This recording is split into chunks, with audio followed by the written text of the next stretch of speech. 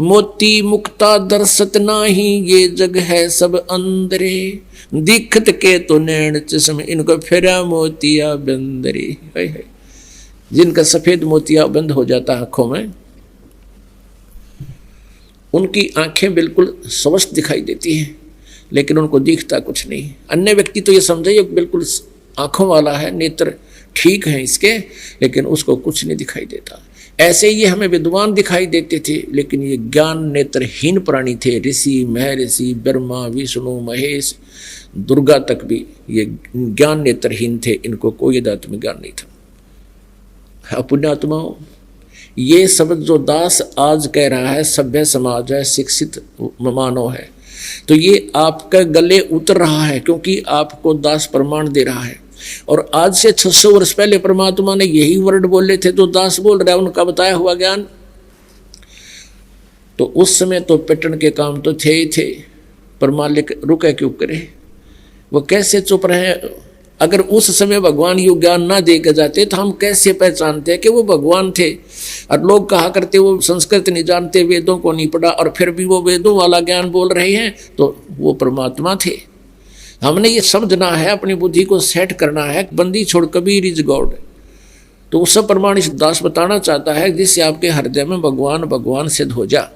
ये शब्द ऐसे हैं कड़वे कुनीन की तरह के ब्रह्मा, विष्णु, महेश और दुर्गा और ऋषि, महर्षि, वशिष्ठ जी, व्यास जी, और ये क्या नाम है, विश्वामित्र जी, भारद्वाज जी, जितने भी ऋषि महर्षि हुए, उनको कोई वेद ज्ञान नहीं था, अध्यात्म ज्ञान नहीं था। वेद ज्ञान नहीं तो अध्यात्म ज्ञान नहीं, क्योंकि हम वेदों को सिरोधार्य मानते हैं। अब ये प्रमाण देने पड़ेंगे, नहीं तो ये कुनीन जैसी कड़वी है, बालक जीभ पर रखते ही थूक देता है, और साथ में इसको जो है ना शुगर कोटेड करके अंदर पहुंचाना है। अब देखिएगा, ये कंसेप्ट क्लियर करना पड़ेगा कि ब्रह्मा विष्णु जी को भी कोई ज्ञान नहीं था, अध्यात्म ज्ञान नहीं था, और सतयुग के ब्राह्मणों को भी अध्यात्म ज्ञान, वेद ज्ञान नहीं था। और परमात्मा 600 वर्ष पहले कहा करते थे, मोती मुक्ता दर्शत नाही, ये जग है सब अंदरे, दिखत के तो नैन चश्म, इनका फेरा मोतिया बंदरे। ये दिखे विद्वान, और ये हैं मोतिया बंद, ज्ञान नेत्रहीन, तत्व ज्ञानहीन, ये वेद ज्ञानहीन प्राणी है। ऋषि, महर्षि, ब्रह्मा, विष्णु, महेश तक। अब परमात्मा जो कहा करते, आज ये सदग्रंथ भी वही बता रहे हैं। देखिएगा, श्रीमद् देवी भागवत यानी शक्ति पुराण, दुर्गा पुराण, गीता प्रेस गोरखपुर से प्रकाशित है। इसके कौन है संपादक? संपादक है हनुमान प्रसाद पोदार, चिमनलाल गोस्वामी।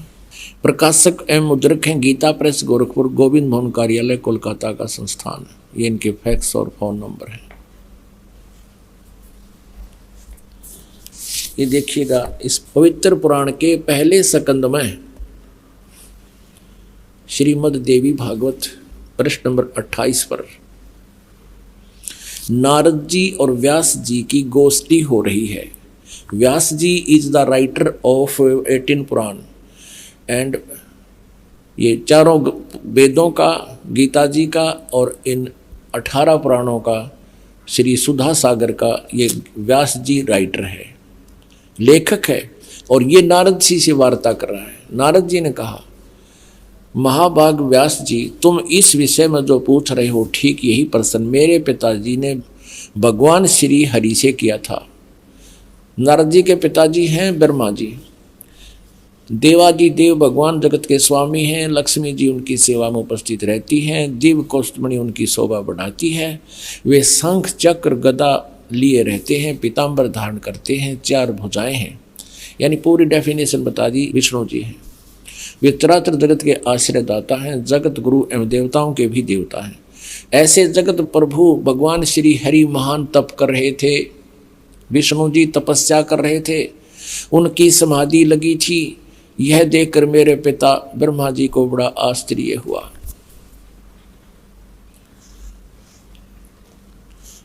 अतः उन्होंने उनसे, यानी ब्रह्मा जी ने विष्णु जी से जानने की इच्छा प्रकट की। ब्रह्मा जी ने पूछा, प्रभु आप देवताओं के अध्यक्ष, जगत के स्वामी और भूत भविष्य एवं वर्तमान सभी जीवों के एकमात्र शासक हैं। भगवान फिर आप क्यों तपस्या कर रहे हैं और आप किस देवता की आराधना में ध्यान मग्न हैं? मुझे असीम आश्चर्य तो ये हो रहा कि आप देवेश्वर यानी सब देवों के मालिक, सब भगवानों के भगवान, ब्रह्मा जी विष्णु को कह रहा भगवानों के भगवान है, एवं सारे संसार के शासक होते हुए भी समाधि लगाए बैठे हैं। अब विष्णु जी ने क्या उत्तर दिया? ब्रह्मा जी के विनीत वचन सुनकर भगवान श्री हरि बोले, ये वचन बोले। श्री हरि उनसे कहने लगे, ब्राह्मण सावधान होकर सुनो, मैं अपने मन का विचार व्यक्त करता हूँ। देवता, दानव, मानव सब यही जानते हैं कि तुम सृष्टि करते हो, मैं पालन करता हूँ और संकर संहार किया करते हैं, किंतु फिर भी वेद के पारगामी पुरुष अपनी युक्ति से यह सिद्ध करते हैं कि रचने, पालने और संहार करने की यह योग्यता जो हमें मिली है, इसकी अधिष्ठात्री शक्ति देवी है। वे कहते हैं कि संसार की सृष्टि करने के लिए तुम में राजसी शक्ति का संचार हुआ है। इसी ये भी सिद्ध हो रहा कि रजगुण ब्रह्मा, सतगुण विष्णु, तमगुण शिव जी हैं। मुझे सात्विक शक्ति मिली है और रुद्र में तामसी शक्ति का आविर्भाव हुआ है। सुवर्त प्रत्यक्ष और परोक्ष दोनों उदाहरण मैं तुम्हारे सामने रखता हूँ, सुनो। यह निश्चित बात है कि उस शक्ति के अधीन होकर ही मैं यानी विष्णु शेष नाग की सैया पर सोता हूँ। सृष्टि करने का अवसर आते ही जाग जाता हूँ। मैं सदा तप करने में लगा रहता हूँ और उस शक्ति के शासन से मैं कभी मुक्त नहीं रह सकता। कभी अवसर मिला तो लक्ष्मी के साथ सुखपूर्वक समय बिताने का सौभाग्य प्राप्त होता है। मैं कभी तो दानों के साथ युद्ध करता हूँ। अखिल जगत को यानी सारे जगत को भय पहुँचाने वाले दैत्यों के विकराल शरीरों को शांत करना मेरा परम कर्तव्य हो जाता है। ये भी सिद्ध हो रहा है, परमात्मा कहते कबीर जी, तंदर सुखिया कोई ना देखा, जो देखा सो दुखिया हो। और ब्रह्मा विष्णु महेश्वर दुखिया जिन ये राह चलाई हो। ये कहता मैं सदा तप करने में लगा रहता हूँ और शक्ति के शासन से कभी मुक्त नहीं रह सकता। कभी अवसर मिला तो लक्ष्मी के साथ थोड़ा सा सुखपूर्वक समय व्यतीत करता हूँ और फिर राक्षसों के साथ लट्ठम लट्ठा रहता हूँ, दानों के साथ युद्ध करता रहता हूँ। इनको सुख नाम की चीज़ नहीं, आप स्वीकार कर रहे हैं भगवान। और अब देखो विष्णु जी कह रहे हैं मुझे सब प्रकार से शक्ति के अधीन होकर रहना पड़ता है, मैं पराधीन हूँ और उन्हीं भगवती यानी दुर्गा शक्ति को का मैं निरंतर ध्यान किया करता हूँ, उसी की पूजा करता हूँ। ब्रह्मा जी मेरी जानकारी में, मेरे स्पिरिचुअल नॉलेज में इस भगवती शक्ति से बढ़कर दूसरे कोई देवता नहीं। अब आ लिया अंत विष्णु जी के आध्यात्मिक ज्ञान का। नो कह दुर्गा तो ऊपर कोई भगवान को ना, जितनी मन जानकारी है। अपने आत्माओं, यदि ये दास ये शब्द कह के छोड़ देता कि ब्रह्मा विष्णु महेश दुर्गा आदि और इन ऋषियों में ऋषियों को आध्यात्मिक ज्ञान नहीं था, तो पहली बार जो प्राणी सुने वो उठ के चला जाने कहे तो नरी बकवाद करे है।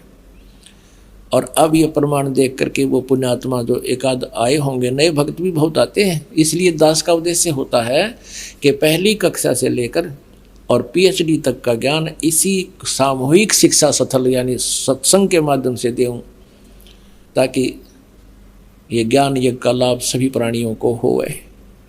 तो यहाँ ये स्पष्ट हो गया कि विष्णु जी को ज्ञान नहीं, ब्रह्मा नाप पर ज्ञान नहीं, विष्णु तो पूछे, नारद ने ज्ञान नहीं और व्यास जी को ज्ञान नहीं।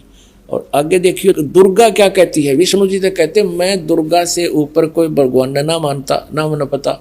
और अब दुर्गा क्या कहती है, दुर्गा जी क्या कहती है देखिएगा 7वें सकंद में 562 पृष्ठ पर 7वां सकंद, वही श्रीमद् देवी भागवत, ये वही पुराण है। अब यहाँ देखिएगा 7वां सकंद और 562 पृष्ठ। देवी जो है दुर्गा हिमालय राजा को ज्ञान दे रही है। देवी द्वारा हिमालय को ज्ञानोपदेश, ब्रह्म स्वरूप का वर्णन यानी ब्रह्म के बारे में जानकारी दे रही है। श्री देवी कहने लगी पर्वतराज, ये पहले तो अपने बारे में बताती है, फिर अब अपनी को भी रिजेक्ट करती है, कहती है उस ब्रह्म का क्या स्वरूप है यह बतलाया जाता है, जो प्रकाश स्वरूप सबके अत्यंत समीप में स्थित, हृदय रूप गुहा में स्थित होने के कारण गुहाचर नाम से प्रसिद्ध, और महान पद अर्थात परम प्राप्य है। वह समस्त प्रजा के ज्ञान से परे है, अर्थात किसी की बुद्धि में आने वाला नहीं है, यह तुम जानो। जो परम प्रकाश रूप है, जो सूक्ष्म से भी अत्यंत सूक्ष्म है, जिसमें संपूर्ण लोक और उन लोकों में निवास करने वाले प्राणी स्थित हैं, वही यह अक्षर ब्रह्म। अब दुर्गा उवा बाई बोल रही है, कदे तो इस ब्रह्म को अक्षर ब्रह्म कहती है, कहीं इसको ब्रह्म कहती है। अब देखना, वही सबके प्राण है, वही सबकी वाणी है और वही सबके मन है, वह यह परम सत्य अमृत अविनाशी तत्व है सौम्य। उस वेदने योग्य लक्ष्य का तुम वेदन करो, मन लगाकर उसमें तन में हो जाओ। अब हम थोड़ा सा यहीं से ले लेते हैं।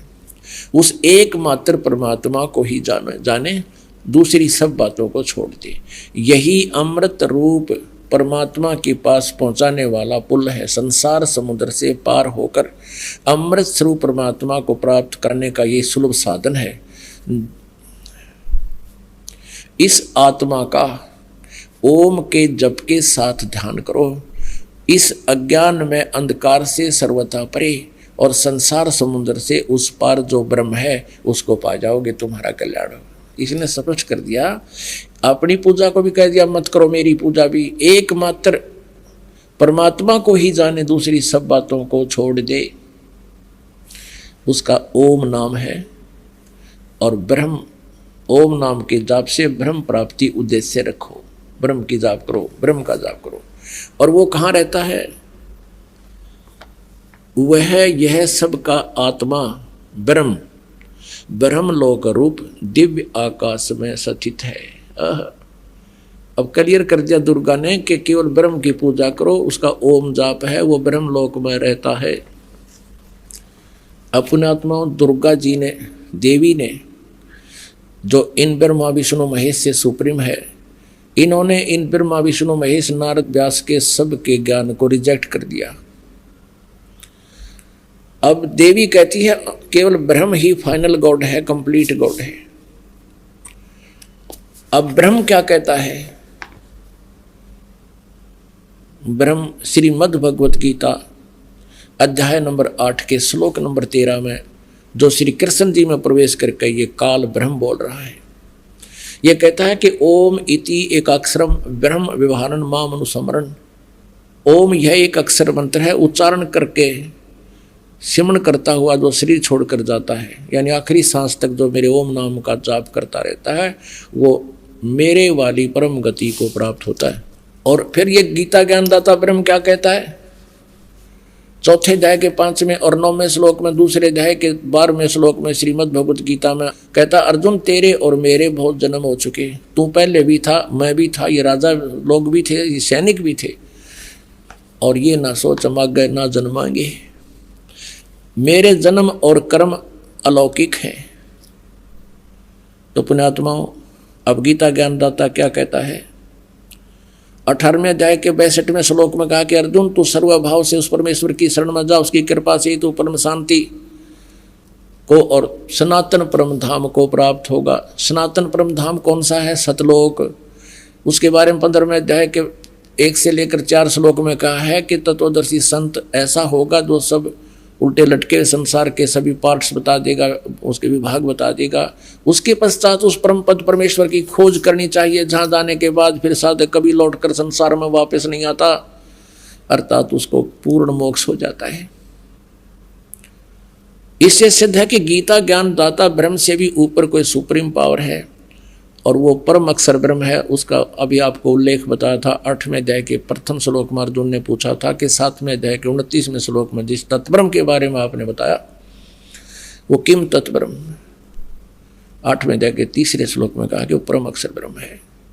तो इससे सिद्ध हो गया कि ना ब्रह्मा ने ज्ञान, ना विष्णु ने ज्ञान, ना शिव ने ज्ञान, क्योंकि ब्रह्मा और विष्णु शिव एक ही सत्र का ज्ञान रखते हैं। और ना दुर्गा को कंप्लीट ज्ञान, वो ब्रह्म को फाइनल बता रही है।